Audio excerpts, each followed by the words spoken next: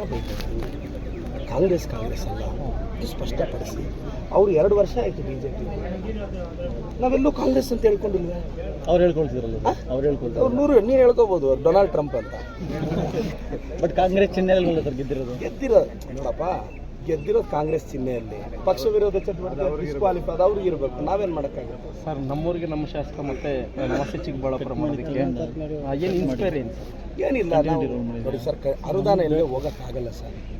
ಈ ಕೆಳಗಿನ ತೋಟ ನಮ್ಮ ಮುಖಂಡರೆಲ್ಲ ಅಂದಿದ್ದೆ ಗೊತ್ತಾ, ಮಕ್ಕ ₹1 ಒದ್ದು ರಾವಲ್ ಅಂತೆ ಮೇಲೆ ನಿಮ್ಗೆ ಸೂಡಲ್ಲ ಅಂತ ಅಂದರು. ಇಲ್ಲಿಗೆ ಬಂದಮೇಲೆ 20 ಲಕ್ಷ ಹೇಳ್ತಾ ಇದ್ದಾರೆ.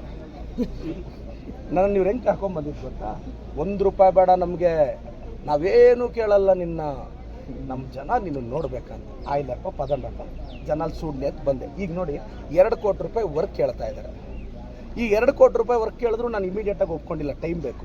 ಆದರೂ ಒಂದು 15-20 ಲಕ್ಷ ಆದರೂ ಹಾಕೋ ಕೆಲಸ ಮಾಡೋದು ಆಯಿತಾ. ಈಗ ನಾನು ಬಂದಲ್ಲ, ಈಗ 15-20 ಲಕ್ಷ ಯಾರನ್ನು ಕೇಳಲಿ?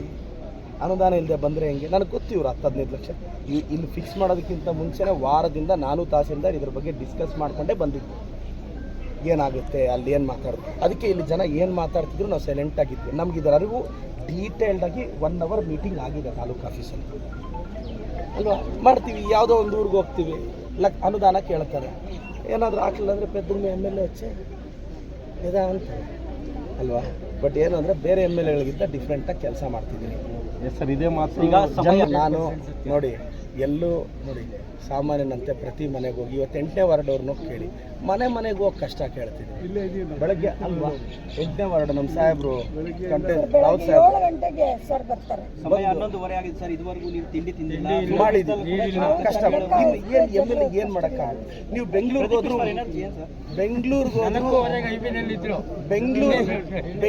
ಹೋದ್ರು MLA 11:30 ಸಿಗ್ತಿದ್ರಾ?